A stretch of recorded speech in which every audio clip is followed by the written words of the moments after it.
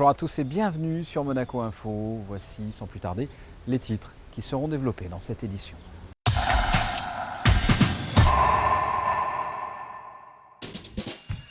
Le gouvernement princier a organisé sa conférence de presse. Vous découvrirez les sujets évoqués dans quelques instants. Le palais princier a été illuminé dans la nuit de mercredi à jeudi en bleu pour marquer son engagement et ainsi participer à la journée mondiale de l'autisme. Un arbre, une naissance, voici le concept né il y a 6 ans. Pour chaque naissance enregistrée en principauté, la mairie s'engage à planter un arbre à proximité de Monaco, c'est ce que vous verrez. Et enfin, suite de notre série consacrée au Printemps des Arts, avec dans cette édition une journée dédiée aux enfants qui s'est déroulée mercredi à la salle Empire de l'Hôtel de Paris. Comme je vous l'ai dit dans les titres, nous débutons ce journal avec la conférence de presse du gouvernement princier, conférence qui s'est déroulée ce jeudi en fin de matinée. Retour sur les grandes lignes et les dossiers évoqués avec Christine Datomel. La conférence du gouvernement princier a rassemblé l'ensemble de la presse ce jeudi en fin de matinée sur le Rocher. Divers sujets ont été abordés, la conférence internationale sur la prévention des génocides de Bruxelles, les subventions photovoltaïques, les récifs artificiels ou encore le nouveau site de plongée du Toulonnais, mais aussi les régimes sociaux monégasques qui affichent à ce jour un bilan plutôt positif.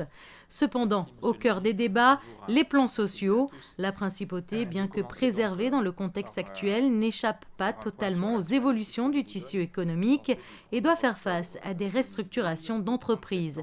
Et c'est pourquoi le gouvernement mène actuellement une politique de soutien à l'emploi qui se traduit par un certain nombre de mesures. Tout au long de l'année, nous avons une allocation de soutien à l'emploi qui permet à des entreprises qui ont des difficultés conjoncturelles de nous demander de payer du chômage partiel, ce qui, avec de l'argent public, permet d'éviter des licenciements secs dans les entreprises, notamment industrielles. Nous avons aussi tout au long de l'année une politique de formation avec le service de l'emploi qui notamment assure des formations avec des consultants spécialisés dans des emplois qui sont demandés par les employeurs. Donc nous assurons de la reconversion pour retrouver un emploi. Et puis nous avons aussi des mesures de soutien à l'emploi des monégasques et des enfants du pays, des résidents, des prioritaires, puisque nous pouvons prendre en charge les charges patronales pendant 2 ans quand on engage un demandeur d'emploi prioritaire sur un poste durable au moins de 2 années.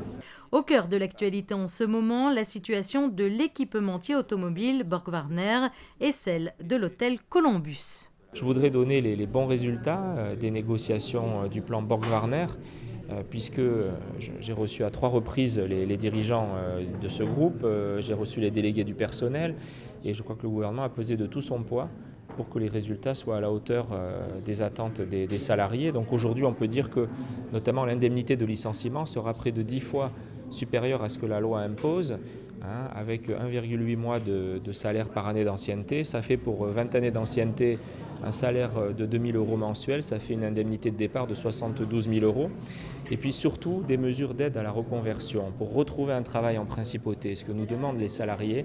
Et là, il y aura pendant 1 an une société spécialisée payée par l'employeur pour aider à retrouver un travail à Monaco, et des sommes de 20 000 € par salarié qui seront consacrées à la reconversion, à la formation, plus évidemment l'aide du service de l'emploi de l'État qui va soutenir tous ces demandeurs d'emploi en les inscrivant comme prioritaires auprès de son service. Donc je crois que tout est fait pour que les choses se passent bien.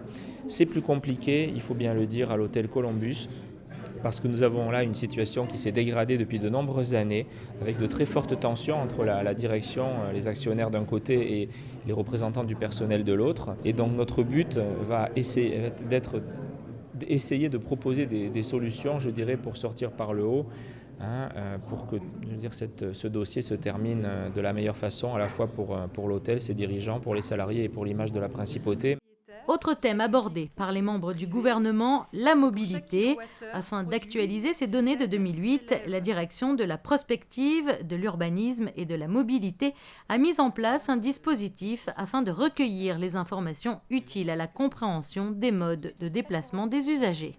La direction de la prospective de l'urbanisme et de la mobilité procède au renouvellement de toutes les informations qu'elles avaient obtenues en 2008 sur une enquête pour savoir comment les gens se déplacent en principauté de Monaco, essayer de connaître leurs attentes et de trouver des solutions de déplacement innovantes et qui répondent à la préservation de l'environnement très importante pour la principauté de Monaco. Il est donc important que le plus grand nombre de questionnaires soient collectés afin de mieux connaître les attentes de la population en matière de transport. Et à l'approche du Grand Prix de Formule 1, à l'ordre du jour également les travaux de la rue Princesse Caroline. Les travaux ont pris, au départ, avaient pris quelque peu de retard puisqu'il y a eu de très grosses intempéries cette année. Les retards ont été rattrapés par la direction de l'aménagement urbain et par les différentes entreprises qui travaillent dans ces travaux, parce que nous sommes très conscients que c'est très important pour les commerçants de la rue Caroline de pouvoir ouvrir pour le Grand Prix. Donc ils vont pouvoir ouvrir leur restaurant pendant la période du Grand Prix. Les travaux devraient être terminés mi-juin, comme cela avait été prévu. Et une grande innovation, une décision que le gouvernement a prise récemment, c'est de procéder à la réfection entière de l'escalier qui mène de la rue Caroline à la rue de Millau et également d'enlever l'escalator qui marche souvent avec difficulté et qui en tout cas ne permet pas aux personnes à mobilité réduite de passer facilement de la rue Caroline au marché. Donc nous allons mettre en place un ascenseur accessible aux personnes PMR. La conférence s'est terminée par la clôture budgétaire de 2013. Pour ce qui concerne les dépenses, l'exercice de l'année écoulée se traduit par une progression de 36,6 millions d'euros, soit plus de 4% par rapport à la clôture de l'année 2012, ce qui porte les dépenses à 933 millions d'euros. Le résultat de l'exercice budgétaire 2013 se solde ainsi par un excédent de recettes de 12,1 millions d'euros. En bref, mercredi soir, les élus monégasques se sont retrouvés au Conseil national. Après un an d'exercice, le président Laurent Nouvion, tout comme son vice-président, ont été réélus avec 19 voix pour, 3 contre et une abstention. Vous l'avez peut-être remarqué, après le vert de la Saint-Patrick, le palais princier a été illuminé dans la nuit de mercredi à jeudi en bleu. Il s'agissait de marquer l'engagement de la principauté dans le combat pour mieux sensibiliser le grand public à une maladie parfois méconnue, l'autisme. Les explications de Patricia Navarro. L'opération a été baptisée Light It Up Blue. Elle consiste à éclairer en bleu, à travers le monde, des bâtiments emblématiques, le bleu étant la couleur de l'autisme. À Monaco, c'est la princesse Charlène, très impliquée dans le combat que mène l'association Mona, qui a elle-même lancé les illuminations le 2 avril, date de la journée mondiale de sensibilisation à l'autisme. Il faut savoir que dans le monde, aujourd'hui, 67 millions de personnes sont touchées par cette maladie. C'est une maladie que nous commençons à combattre de mieux en mieux, d'une certaine manière qui se démocratise, qui est mieux acceptée. Il reste quand même une souffrance importante pour les enfants comme pour les familles et des progrès considérables à faire pour les chercheurs afin d'amener des cliniques nouvelles pour ces patients-là. Chaque jour permet une avancée et des structures comme Mona concourent de façon très importante à l'amélioration des soins et des techniques pour ces enfants. Donc c'est vraiment un moment important. Aujourd'hui, c'est une journée majeure. Ce bleu, à mi-chemin entre le bleu électrique et le bleu turquoise, a été spécialement créé par le célèbre nuancier de couleur Pantone pour l'association monégasque Mona. Il s'agit du Mona Blue. On est ravis d'avoir apporté notre petite contribution à cette association. Donc c'est la princesse qui nous avait qui avait choisi le bleu, nous l'avons retravaillé et on lui a dédié la couleur Mona Bleu. Et il faut dire que lorsqu'on dédie une couleur, comme dans le cas de l'association Mona, on ne va pas les commercialiser, donc ça restera privé pour l'association. L'association Mona, dont la princesse Charlène est la présidente d'honneur, va poursuivre de son côté son travail de sensibilisation, d'accompagnement des malades et des familles et de financement de structures de recherche innovantes. Ce dernier volet est d'autant plus important que de récentes études ont mis en évidence la piste génétique pour vaincre l'autisme. Nous sommes encore loin d'arriver à une thérapie génique pour l'autisme. Il est vrai qu'une des pistes majeures actuelles est la piste génétique de recherche pour essayer de pouvoir au moins prédire d'une certaine manière à terme les populations autistiques. Mais je dirais qu'il y a encore beaucoup de chemin à faire. Alors effectivement, Mona aide beaucoup, à la fois notre service à Lanval et l'Institut de pharmacologie moléculaire qui se trouve à Sophia Antipolis, avec qui nous collaborons. Aujourd'hui, l'association Mona soutient de nombreux projets en France, notamment aux portes de Monaco, à Nice et Sophia Antipolis, mais aussi en Espagne et en Pologne, où des centres font référence dans le domaine de la prise en charge notamment des jeunes autistes. On passe à un autre sujet. Ce concept est né il y a 6 ans. Pour chaque naissance enregistrée en principauté, la mairie de Monaco s'engage à planter un arbre à proximité de la principauté. Ce mercredi, le maire et quelques jeunes parents se sont retrouvés sur les hauteurs de Cap d'Aille, la pioche à la main. Reportage. La mairie de Monaco et l'Office national des forêts se sont associés pour la 7e fois consécutive au programme mondial de reboisement des Nations Unies, programme qui s'intitule « Plantons pour la planète ». Depuis 2008, pour chaque naissance en principauté, un arbre est planté sur 2 superbes sites qui dominent la principauté, une année sur 2 ou à la Pinède de la Turbie, ou comme cette année, à l'amphithéâtre naturel de Cap d'Aille. Entre oliviers, arbousiers, caroubiers ou encore thym et romarin, 992 arbustes sont actuellement plantés, arbustes qui correspondent aux 992 naissances à Monaco en 2013. La symbolique, c'est quand même surtout par rapport aux désastres, aux incendies ravageurs qui se sont passés il y a une dizaine d'années et où la région, cette partie-là de la région a été très affectée. Et donc c'est à la replantation, en accord bien entendu avec nos amis de la mairie de Cap d'Aille de la Turbie sur ces sites pour reboiser le territoire.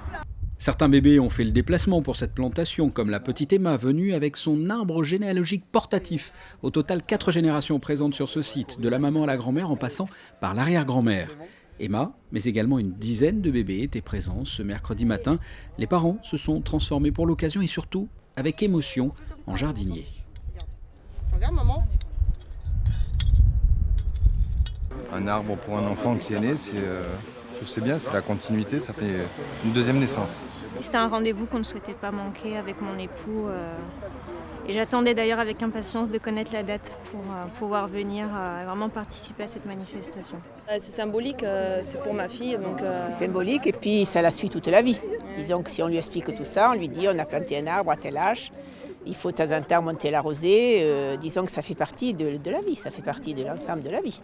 Je pense qu'on va pouvoir prendre le temps de venir régulièrement, de voir un petit peu l'évolution de l'arbre qui va se développer au fur et à mesure que ma fille également grandit, qui prendra de l'âge également. Et chaque fois que la famille viendra, on indiquera l'endroit où se trouve l'arbre planté par nos soins, quoi. On va venir de temps en temps, regarder un peu s'il est toujours là. Puis ça pourra profiter de faire une balade, parce que le site est quand même super joli.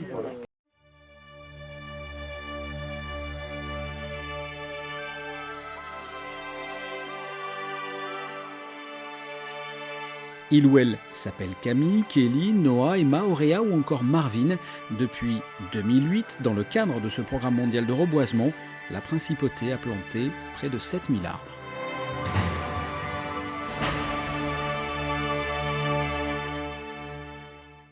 On reste dans le monde de la jeunesse. Le Printemps des Arts a décidé de dédier la journée de mercredi aux enfants. Plusieurs classes de primaire ont assisté aux représentations du concert Bibi Lolo dans la salle Empire de l'Hôtel de Paris. Alexandra Pani-Nini vous en dit plus.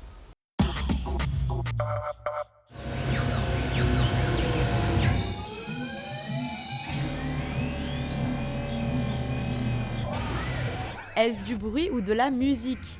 Marc Monet, le directeur du Printemps des Arts, mais également le compositeur de ce concert Bibi Lolo, a posé la question aux enfants présents lors de cette journée qui leur était consacrée. Leurs réponses étaient mitigées, mais aucun d'eux n'est resté indifférent aux morceaux proposés. Dans la partie 3, 5, 6, on dirait qu'il y avait plein de robots qui détruisent la planète. Il y a à la fois des bruits et à la fois des sons qui peuvent être chantants ou pas. Hein? Donc moi je dirais que c'est de la musique. Il y avait plein de sons, j'ai aussi entendu des sons comme des sons de bruit de pas de géant. Je voulais écouter la musique et voir s'il y avait plein de sons que j'aimais, et surtout mon bruit que j'aimais, c'est surtout le bruit de la Ferrari. Il y avait des guitares, il y avait des bruits de l'espace et des mitraillettes aussi. Ce concert a été interprété à 3 reprises ce mercredi dans la salle Empire de l'Hôtel de Paris.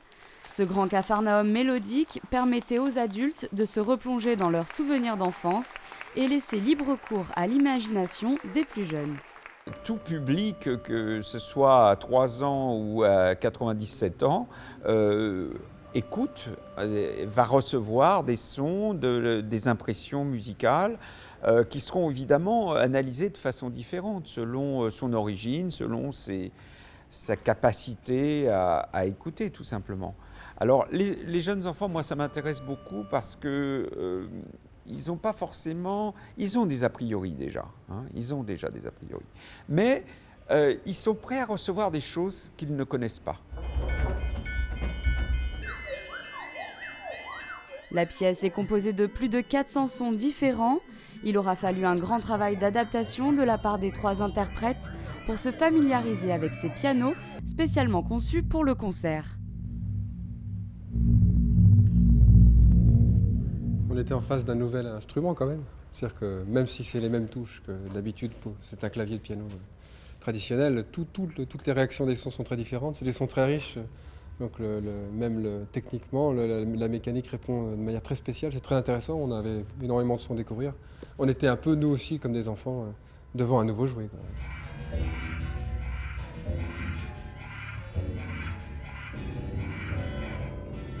C'est agréable de jouer un petit peu la comédie, le jeu, de les surprendre, d'avoir une gestuelle un peu plus expressive. On sent que ça réagit beaucoup dans le public, on les entendait rigoler. Ce qui était assez intéressant, c'est de voir à quel point ils étaient concentrés et puis surtout les commentaires après. C'est-à-dire, ils ont dit tellement des choses différentes. Moi, j'ai entendu qu'il y aurait beaucoup moins de précisions, on va dire. Mais en fait, voilà, il y avait des sons qu'on a joués juste une fois pendant toute la pièce. Ils les avaient repérés et puis chacun avait vu autre chose, hein, tout en étant juste. C'est-à-dire, tout ce qu'ils avaient dit, il y était. Même les tsunamis tout à l'heure, voilà, il y a un son des vagues à un moment donné qui est... La guerre nucléaire, tout y était. Bibi Lolo est une pièce ludique pleine d'humour, aux sonorités particulières pour les petits et les grands. À noter qu'elle a obtenu le Grand Prix lycéen des compositeurs en 2003.